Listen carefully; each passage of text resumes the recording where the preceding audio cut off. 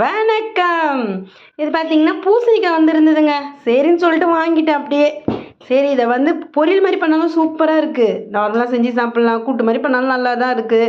அதுக்கப்புறம் காராமணி, அதுக்கப்புறம் கீரைங்க. வாரத்தில் 2 நாளாவது நம்ம கீரை செஞ்சு சாப்பிட்டோன்னு வச்சுக்கோங்களேன், கை வலி, கால் வலி, முட்டி வலி எந்த வலியும் வராதுங்க. இப்போ வர வெயில் காலம் ஸ்டார்ட் ஆகிடுச்சா, நிறைய தண்ணி குடிக்க வேண்டியது இருக்குது. காய்கறிலாம் வாங்கி வச்சுட்டேங்க. இது எடுத்து வைக்கணும். அதுக்கே நம்ம சோம்பேறித்தனமாக எடுத்து எவ்வளோ வேலை தான் செய்கிறது. வீட்டில் தான் இருக்கிறோன்னு பேர், ஆனால் ஒவ்வொரு வேலை செய்யறதுக்குள்ளே போதும்னு ஆகிடுது. இப்போ பார்த்திங்கன்னா வந்து காய்கறிலாம் தேவையானது, அதுக்கு தான் நம்ம வாங்குகிறோம். இந்த செலவழிக்கும் பார்த்திங்கன்னா கஞ்சி பிசினாரிக்கும் நிறைய வித்தியாசம் இருக்குது இல்லையா. தேவையானதுக்கு வாங்குறவங்க பார்த்திங்கன்னா கரெக்டாக இருப்பாங்க. அதாவது இந்த மாதிரி பொருளுகளுக்கும் வாங்குறதுக்கு நம்ம கஞ்சித்தனம் பட்டோன்னா என்னங்க பண்ணுறது. ஆரோக்கியம் தேவைன்னா இப்படிலாம் சாப்பிட்டா தான் முடியும் இல்லையா. விலைவாசி அதிகமாக தான் இருக்குது. அதுக்கு காய்கறி எல்லாம் சாப்பிட்டா வெறும் வெள்ளை சூரிய தின்னா என்னத்துக்கு ஆகுறது. எனக்கு பார்த்திங்கன்னா வந்து நான் வந்து 2005 அப்போ தான் வந்து வேலைக்கு போகிறேங்க. அப்போது வந்து ஒரு 3000 ரூபாய் சம்பளம். அந்த 3000 ரூபாய் சம்பளத்தை பார்த்திங்கன்னா வந்து முழுசாக கூட வராது. இருந்தாலும் அப்போயே ஒரு சேவிங்ஸ் பண்ணணும்னு ஒரு எண்ணம் இருந்தது. மாதம் ஒரு 1000 ரூபாய் கண்டிப்பாக எடுத்து வச்சுக்கணும். அப்படி தான் எடுத்து வச்சு தான் ஒரு அரை சவரன் வந்து செயின் எடுத்தேங்க. ஸோ அது வந்து 2005 ஸ்டார்ட் பண்ணுது. 2013 வரைக்கும் ஏதோ ஒன்று பண்ணியிருந்தேன். ஒரு 10 சவரமாவது சேமிக்க முடிஞ்சுது. சேமிப்பு இருந்ததுனால தானே அதை செய்ய முடியுது. சேமிக்கலைன்னா ஒன்றுமே பண்ண முடியாது. ஸோ நான் வந்து அந்த வருஷத்துக்குள்ளே அந்த அளவுக்கு பண்ண முடிஞ்சுது. ஸோ இப்போ இருக்கிற யங்ஸ்டர்ஸ் வேலைக்கு போவீங்க, உங்களால் எந்த அளவுக்கு சேமிக்க முடியும்னு யோசிச்சு பாருங்கள். கண்டிப்பாக நம்ம ஒரு காரியத்தை நினச்சி அதுக்குன்னு முயற்சி எடுத்தோன்னா முடியுங்க. ஸோ கண்டிப்பாக லைஃப்பில் சேவிங்ஸ் வேணும். இது நிறைய பேர் பார்த்திங்கன்னா இந்த கொரோனா டைமில் நிறைய பேருக்கு இது புரிஞ்சிருக்கும், சில பேருக்கு அது புரியாது. ஆனால் எல்லாம் எவ்வளோ இருந்தாலும் செலவாயிட்டே தான் இருக்குன்னு தான் சொல்கிறாங்க. இருந்தாலும் நம்ம ஒரு விஷயத்துக்குன்னு ஒரு அமௌண்ட்டை எடுத்து வச்சிட்டோன்னா அதை இன்னானாலும் எடுக்கவே கூடாதுங்க. நிறைய பேர் இருப்பாங்க, தேவை இருக்குன்னு சொல்லுவாங்க, ஆனால் திருப்பி தரமாட்டாங்க. ஸோ அந்த மாதிரி நிறைய நடக்கும். இருந்தாலும் நம்ம விஷயத்தில் நம்ம எப்போவுமே உறுதியாக இருக்கணும். ஒரு பொருள் வாங்கணும் அப்படின்னா கண்டிப்பாக நம்ம அதுக்கு முயற்சி எடுத்து தாங்க ஆகணும். நான் பார்த்திங்கன்னா வந்து 2005 வேலைக்கு போகிறேன். அதாவது பார்த்திங்கன்னா டிகிரி முடிச்சுட்டு, அதுக்கு முன்னாடி வரைக்கும் சும்மா சின்ன சின்ன வேலைலாம் போயிட்டு இருந்தேன். டிகிரி முடிச்சுட்டு ஃபஸ்ட்டு வேலைக்கு போகிறது 2005. அப்போ பார்த்திங்கன்னா ஒரு 3000 ரூபாய் சம்பளங்க. அதுவே பெரிய மலை, ஆனால் அதுவே வராது ஒழுங்காக. ஏன்னா பார்த்திங்கன்னா வந்து ரொம்ப கஷ்டமாக இருக்கும். பண்ணது வந்து மார்க்கெட்டிங் ஒர்க் மாதிரி தான். அதனால் நம்ம எந்த அளவுக்கு பண்ணுறோமோ அதை பொறுத்து வருமா. இருந்தாலும் பார்த்திங்கன்னா நான் சேவிங்ஸ் பண்ணணுன்னு சொல்லிவிட்டு ஒரு சம்பளம் வருமே அப்படின்ட்டு மாதம் ஒரு 1000 ரூபாய் கட்டிடுவாங்க. அந்த மாதிரி 1000 ரூபாய் கட்டும்போது பார்த்திங்கன்னா ஒரு அரை சவரம் ஃபஸ்ட்டு எடுத்து தான் ஒரு செயின் வாங்கினேன். அரை சவரம் அதுதான் நான் வாங்கினதுலேயே ரொம்ப சந்தோஷமான ஒரு பொருள்னால் அதுதான். அது இப்போ நம்ம என்ன கோடி கொடுத்து பொருள் வாங்கினாலும் அது வரவே வராது. அந்த அளவுக்கு ஒரு சந்தோஷமானது. ஸோ அப்போயே சேவிங்ஸ் பண்ணால் ஓகே, நம்மளால் ஒரு சில பொருள்களை சேர்க்க முடியும் அப்படின்ற எண்ணம் எனக்கு அப்போ வந்தது. ஆனால் அதுக்கு முன்னாடி பார்த்திங்கன்னா அது எதுவுமே தெரியல. ஏன்னா நமக்கு வருமானன்றது வர ஆரம்பித்ததுனால தான் அந்த சேவிங்ஸ் பண்ணுற எண்ணமும் வந்தது. ஸோ அதுக்கு நம்ம என்ன பண்ணணும், எப்போவுமே ஒழுங்காக ஒரு வேலையில் நம்ம போயிட்டே இருக்கணும், அதை தக்க வச்சுக்கணும். ஸோ இந்த மாதிரி நிறைய விஷயம் இருக்குது. ஸோ நெக்ஸ்ட்டு பார்த்திங்கன்னா வந்து நான் வந்து சின்ன பொண்ணாக இருந்தப்போ எங்கள் அப்பா அவர் வந்து பார்த்திங்கன்னா இருக்கிறதுலே நல்லா சம்பாதிப்பாருங்க. காலையில் 5:30 மணிக்கு எழுந்துக்கிறது, 5 மணிக்கு எழுந்துக்கிறது, நல்லா சம்பாதிப்பார். ஆனால் பார்த்திங்கன்னா செமையாக செலவு பண்ணிவிடுவார். எந்த சேவிங்ஸுமே கிடையாது. அதனால தான் ரொம்ப கஷ்டப்பட்டது. நாங்கள் கஷ்டப்பட்டதுக்கு காரணமே அதுதான். ஸோ வந்து பார்க்கும்போது நமக்கு எது தேவையோ அதுக்கு நம்ம கொஞ்சமாவது எடுத்து வைக்கணும் அப்படின்ற எண்ணம் அப்போ வந்ததுங்க. ஸோ அதே மாதிரி தான் பார்த்திங்கன்னா கொஞ்சம் கொஞ்சமாக சேமித்து தான் பார்த்திங்கன்னா 2005 2013 வரைக்கும் பார்த்திங்கன்னா ஓரளவுக்கு சேவிங் பண்ணி சின்ன சின்ன பொருளாக ஒரு பொருளாக வாங்கி சேர்த்து ஒரு 10 சவரன் வந்து நான் சேமித்து வச்சேன். அந்த சேமிப்புன்றதுனால மட்டும்தான் அது முடிஞ்சுது. ஸோ இப்போ இருக்கிற யங்ஸ்டர்ஸ் நிறைய பேர் சம்பாதிப்பாங்க, ஆனால் எல்லாத்தையும் வந்து பார்த்திங்கன்னா ஜாலியாக செலவு பண்ணிடுவாங்க. ஸோ அவங்களுக்கு இந்த வீடியோவை அனுப்புங்க. ஏன்னா வயசான காலத்தில் நமக்கு வந்து யாரும் நம்மக்கிட்ட போய் நம்ம கேட்க முடியாது. யார்கிட்ட நம்ம போய் கேட்க முடியாது. நம்மக்கிட்ட என்ன இருக்குதோ அதை வச்சு நம்ம பார்த்துக்கணும். நம்ம சில பேர் கஷ்டம் யாருக்கும் கொடுக்கக்கூடாது அப்படி கூட சில பேர் நினைப்பாங்க. ஸோ அந்த மாதிரியே சில பேர் இருக்காங்க.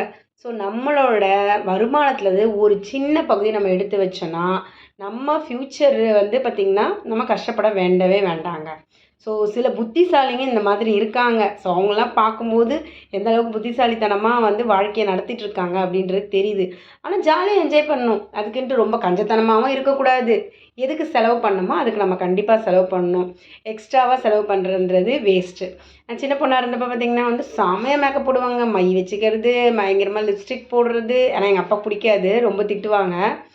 ஓரளவுக்கு அதாவது மை வைக்கிறது அதுதான் பெரிய மேக்கப் அப்போல்லாம் சரிங்களா. அதனால ஆனால் பார்த்தீங்கன்னா அப்படி இருந்த நான் இப்போ ஒன்றும் வைக்கிறதுலாம் கிடையாது. மை வைக்கிறது கிடையாது, எதுவும் வைக்கிறது கிடையாது. ஜஸ்ட்டு பவுடர் அடித்து ஒரு பொட்டை வைக்கிறது, ஒரு ஐப்ரோ பென்சிலே தடவுறது அவ்வளோதான். இது எல்லாமே நம்ம மைண்ட் செட்டப் தான். அதாவது பார்த்திங்கன்னா நிறைய பேர் இந்த பொருளை வாங்கி வாங்கி வாங்கி சேர்த்து சேர்த்து சேர்த்து வச்சுப்பாங்க. இதனால என்ன ஆகுது, காசு எல்லாமே குறைஞ்சி தான் போகும். எங்கேருந்து சேவிங்ஸ் ஆகும்? நமக்கு என்ன தேவையோ அதை மட்டும் நம்ம வாங்கிட்டோம்னா நமக்கு எந்த பிரச்சனையும் இல்லைங்க. அதை விட்டுட்டு இருக்கிறது இருக்கே இன்னும் நம்ம நிறைய பொருளுங்களை வாங்கி வைப்போம் அப்படின்னு நினைக்கிறது தான் வந்து தப்பான மைண்ட் செட்டப்பு. ஸோ ஃபஸ்ட்டு நம்ம மைண்ட் செட்டப்பை தான் நம்ம மாற்றிக்கணும். அதை மாற்றினாலே எல்லாமே மாறிடும். இப்படி இவ்வளோ நாள் கழிச்சு நான் எப்படி இப்படி மாறிட்டேன் அப்படின்னா இதனால தான். ஸோ சேவிங்ஸு பண்ணதுனால தான் ஃப்யூச்சரில் பார்த்திங்கன்னா நிம்மதியாக இருக்கிறோம். நிறைய பேர் வந்து அந்த சேவிங்ஸ் இல்லாதனால தான் ரொம்ப கஷ்டப்பட்டுட்ருக்காங்க. 70 வயசு 80 வயசு 60 வயசு எல்லாத்துக்கும் பார்த்திங்கன்னா நார்மலாக ரிட்டைர்மெண்ட் கொடுத்துட்டாங்க கவர்மெண்ட் வேலை அது இதுன்னு. ஆனால் நார்மலாக வேலை செய்கிறவங்க, இந்த கூலி வேலை செய்கிறவங்க, நார்மல் வேலை செய்கிறவங்கலாம் ரிட்டைர்மெண்ட்டே கிடையாதுங்க. ஓடிக்கிட்டே தான் இருப்பாங்க லாஸ்ட் வரைக்கும். ஏன்னா அந்த சேவிங்ஸு இல்லாத ரீசனால் மட்டும்தான். இருக்கிறதுலே ரொம்ப கொடுமையானது இந்த மிடில் கிளாஸ் தான். நார்மலாக இருக்கவங்க பார்த்திங்கன்னா நார்மலாக இருந்துட்டு போயிடுவாங்க. ஹை லெவலில் இருக்கிறவங்க அவங்களும் வந்து பார்த்திங்கன்னா அதுக்கேற்ற மாதிரி சொத்துலாம் நிறைய இருக்கும். ஆனால் மிடில் கிளாஸில் இருக்கவங்களுக்கு எந்த சொத்தும் இருக்காது, ஒன்றும் இருக்காது. அவங்க பண்ணதெல்லாம் அவ்வளோ நாள் உழைச்சி அவங்களோட சேவிங்ஸில் வச்சுருக்கிற காசு பணம் மட்டும்தான். ஸோ அதை வந்து ஓரளவுக்கு நம்ம சேவிங்ஸ் வச்சுக்கிட்டா போதும். நம்ம ஃப்யூச்சரை நம்ம சந்தோஷமாக ஜாலியாக கொண்டாடலாம். ஒரு டயலாக் கூட இருக்குது, ஜாலியாக வந்து லைஃப்பை எடுத்துகிட்டு போயிட்டோம் அப்படின்னா கஷ்டப்படணும். அதுவே வந்து கொஞ்சமாவது சீரியஸாக நம்ம எடுத்துக்கிட்டோம் அப்படின்னா ஜாலியாக இருக்கலாம் லைஃப் லாங் அப்படின்ட்டு ஒரு டைலாக் இருக்குது. ஸோ அதை வந்து நம்ம கண்டிப்பாக ஃபாலோ பண்ணணுங்க. நம்ம எவ்வளோ தான் கஷ்டப்பட்டாலும் கஷ்டப்பட்டு கொஞ்சமாவது சேவிங்ஸ் எடுத்து வச்சோன்னா தான் நம்ம ஃப்யூச்சர் நல்லாயிருக்கும். ஒரு இன்சிடென்ட் சொல்கிறேன். நான் என்னோடய அப்பா அதுக்கப்புறம் பார்த்திங்கன்னா எங்களோட அத்தைன்றவங்க பார்த்திங்கன்னா எங்கள் அப்பாவோட பெரியம்மா பசங்க அவங்க கூட எல்லாம் சேர்ந்து ஒரு ஹோட்டலுக்கு போகிறோம். நாங்கள் எனக்கு என்ன ஒரு 8 வயசு இருக்கும் அவ்வளோதான்.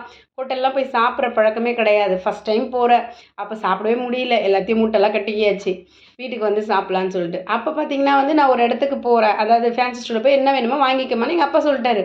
நானும் போயிட்டு அங்கே லிப்ஸ்டிக்கு அது இது ரோலான் நல்லா ரெக்ஸோனா ரோலான் நல்லா ஞாபகம் இருக்குது அப்போ வாங்கியிருந்தேன். அப்போ வாங்கி வச்சுக்கிட்டேன். அப்போ சொல்கிறாங்க எங்கள் அத்தைங்களாம், இது என்ன இப்படிலாம் மேக்கப் பொருளாக வாங்கி குவிச்சிட்ருக்கே அப்படின்னு சொல்லி என்னை திட்டுறாங்க. வாங்கி கொடுக்குறது என்னவோ எங்கள் அப்பா தான். ஆனால் அதையும் வந்து ஒரு குறையாக சொல்லிகிட்டு இருக்காங்க. நான் அப்போயே எனக்கு ஒரு மாதிரி இருந்தது, இப்படிலாம் பேசுவாங்களா அப்படின்றது எனக்கு அப்போ தான் தெரிஞ்சுது. அதுக்கப்புறம் பார்த்திங்கன்னா எல்லாேருக்கும் ஹோட்டல் கூட்டிகிட்டு போய் பிரியாணி அது இது வாங்கி கொடுக்குறாரு எங்கள் அப்பா செம்மையாக. இங்கே எங்கள் ஏரியாவில் பாம்பே ஹோட்டல்னு ஒரு ஹோட்டல் இருக்குதுங்க, செம்ம ஃபேமஸ். இப்போ இல்லை அது. அந்த ஹோட்டலில் வாங்கி கொடுத்து எல்லாருக்கும் சாப்பாடு கொடுத்து எத்தனை பேர் ஒரு 10 பேர் இருப்பாங்கன்னு வச்சுக்கோங்க. நார்மலாக சம்பாதிச்சுட்டு வராங்க. அந்த காசை வச்சு வீட்டுக்கும் கொடுக்கல, அதை எடுத்துகிட்டு போய் ஜாலியாக எல்லாருக்கும் பிரியாணி வாங்கி கொடுத்தாச்சு. எல்லோரும் ஒரு நாள் வருவாங்க, தினமும் வருவாங்களா? யாரும் வரமாட்டாங்க ஃபஸ்ட்டு. ஸோ இந்த மாதிரி யாரும் இது பண்ணாதீங்க. இருக்கலாம் நம்மளோட குடும்பத்துக்கு தேவைக்கு அதிகமாக இருந்ததுன்னா நம்ம எடுத்துகிட்டு போய் செலவு பண்ணலாம். நம்மளோட ஃபேமிலி தான் ஃபஸ்ட்டு எப்போவுமே. ஃபேமிலிக்கு கொடுத்துட்டு அதுக்கப்புறம் மீதி இருந்தால் நம்ம வந்து என்ஜாய் பண்ணிக்கலாம். ஏன்னா எல்லோரும் அதிகமாக சொத்து சேர்த்து வைக்கிறவங்கன்றது அவங்க வேறு ஒரு தனி ரகம் இல்லையா? ஸோ அவங்களுக்குள்ளே நான் வரலை. ரொம்ப சொத்து சேர்த்து வச்சு ரொம்ப சீரியஸாக சொத்து சேர்த்து வச்சு என்னங்க பண்ணுறது? வாழ்க்கையை கொஞ்சமாவது ரசித்து வாழணும். அப்போ தான் வந்து நம்ம பிறந்ததுக்கு ஏதாவது ஒரு இது இருக்கணும் இல்லையா? சும்மா இப்போ பாரு உழைச்சிட்டே இருந்தால் அப்புறம் யார் ஏதாவது வாழ்க்கையை அனுபவிக்கிறது? சில பேர் இந்த மாதிரி இருக்காங்க. அவங்களாம் பார்த்தா கொஞ்சம் கஷ்டமாக இருக்கும்.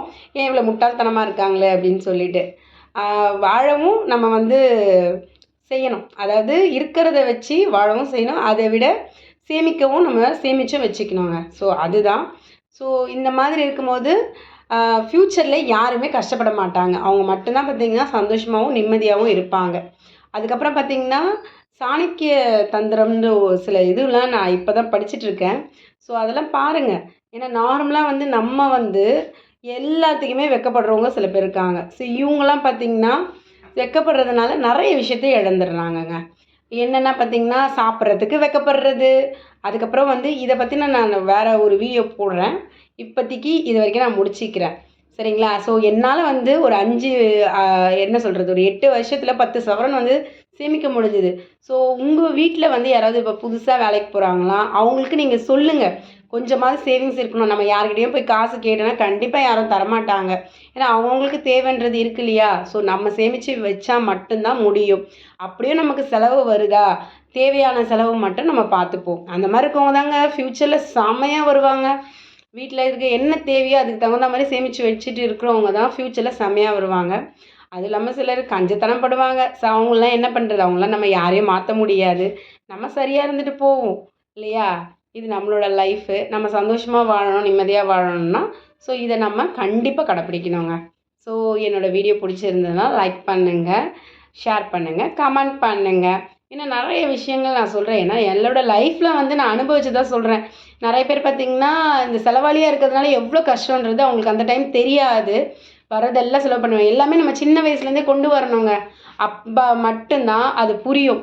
திடீர்னு வந்து சொன்னால் யாருமே எடுத்துக்க மாட்டாங்க. ஸோ உங்கள் குழந்தைங்களுக்கும் நீங்கள் அதை சொல்லி பழகுங்க. என் பசங்களுக்கும் நான் அதை சொல்லி தான் பழகுறேன். ஸோ அதுக்காக தான் இந்த வீடியோவும் போட்டுட்ருக்கேன். சரிங்களா? பாய்.